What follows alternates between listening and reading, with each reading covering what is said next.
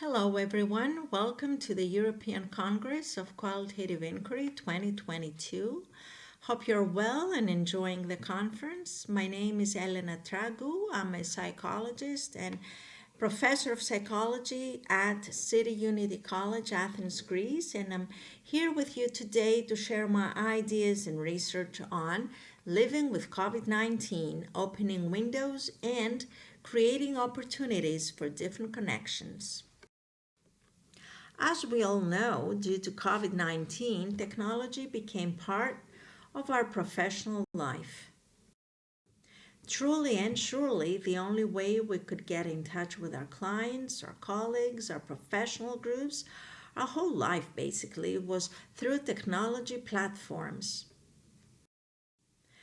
When pandemic struck out, I closed down my office along with thousands of professionals in my line of work and switched to doing therapy sessions only online. I did that with great skepticism and with a sense of inevitability, or even worse, of no other choice. While doing it, I started noticing my feelings, my behaviors, my thoughts, and my desire to stay in touch with my clients emotionally as if nothing had changed, although it had.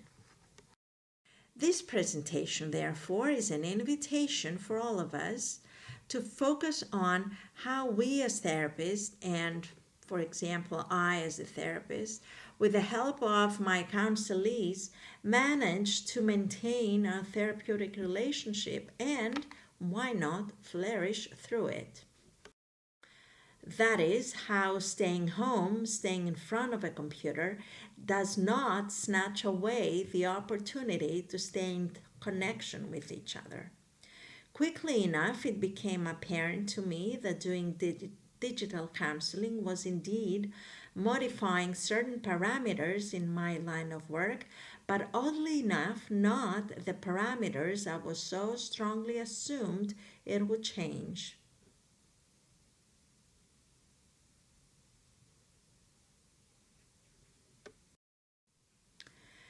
To understand the process better, I started taking notes on what was happening and how it was happening in session and invited my clients to do the same.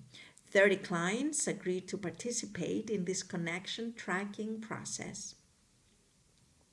We would keep track of our therapeutic connectedness and, if it was as if it was a research project, share notes after each session ended. We would compare our thoughts, feelings, bodily reactions, trying to figure out our connecting patterns. We were interested in the connection process itself and how we managed to maintain a multidimensional context within a digital environment. The notes created agreed upon thematic categories, and those categories created further windows for conversation. And these windows cleared the way of how we understood each other or failed to do so, felt for each other or not, or listened to each other or missed to do so. So, three grand categories emerged from that body of data. The first grand category was connecting understandings, the second, connecting feelings, and the third, connecting listening. Let me give you some examples of those grand categories. Now, from the first grand category, that is connecting understandings, three subcategories emerged. The first subcategory was how do we manage to understand each other? Now, in that subcategory, investigating questions such as how do you mean that? Or could you repeat that? Or how do you connect that with your present life phase? Or where does the thing that you're talking about take you right now? Or what is your meaning of that? Investigating questions were very important and very significant for the first subcategory. The second subcategory, the missing knot, had to do with questions around what was it that we were missing from each other. So questions such as, what is it that I'm missing that if I were to magically grasp, you would feel completely understood? This third subcategory focused on understanding the difficulty of my difficulty. Now, that subcategory came basically from the clients and their desire for me to understand how difficult their difficulty was. So, not just for me to understand their difficulty, but how difficult it was, how difficult their difficulty was. Examples from the second grand category, called connecting feelings, had the following process. It gave us the picture of a seesaw, so we named it the seesaw process. That is how we managed to stay in the loop with each other from a different position. So although we may had different positions or different perspectives, how did we manage to stay in connection with each other in the so-called loop? The first subcategory was back to the basics, that is, staying in the present, feelings in the here and now. So, how do you feel about what you're talking about in the here and now? And how we were connecting our feelings with other life phases. So, talking about our feelings in the here and now and making connections with them, with our feelings, and with other life phases.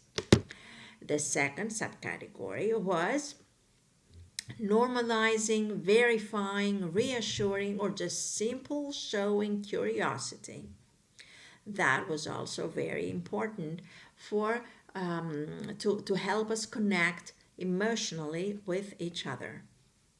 Normalize our feelings, or verifying our feelings, or even reassuring them. Examples of the third grand category was called connecting the listening tubes. That is, how did we manage to listen to each other? Three subcategories emerged here. The first, use of checking points. That is that what you meant? Or are we together on this? The second subcategory was showing curiosity. How did you manage that? Or how did you do it? How did you succeed at that? And the third subcategory was expanding the listening net. So, for example, tell me more about it, tell me more about how you managed it, or let me tell you more about how I succeeded at that. It is widely accepted through research that therapeutic relationship goes far and beyond skills, techniques, and therapy schools. And yes, I, for sure, a pre-COVID digital skeptic, can attest that therapeutic relationship goes far and beyond skills, techniques, therapy schools, and digital parameters.